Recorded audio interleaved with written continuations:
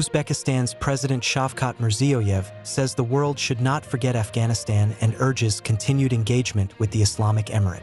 Uzbekistan's President Shavkat Mirziyoyev stated on April 8 during a session of the Inter-Parliamentary Union in Tashkent that the world must not forget Afghanistan.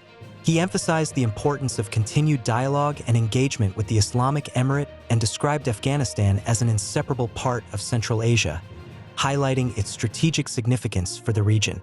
He urged the international community to maintain interaction with the Islamic Emirate and not to neglect the country. Trump administration decides to halt humanitarian aid to Afghanistan and 13 other countries. According to Reuters, the administration of Donald Trump has decided to significantly cut off the remaining humanitarian aid provided by the United States to around 14 countries, including Afghanistan.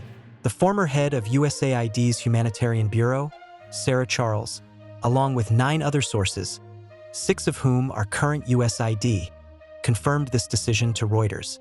The World Food Programme, WFP, has expressed deep concern, warning that the halt of U.S. humanitarian aid could mean a death sentence for millions of people who depend on such support.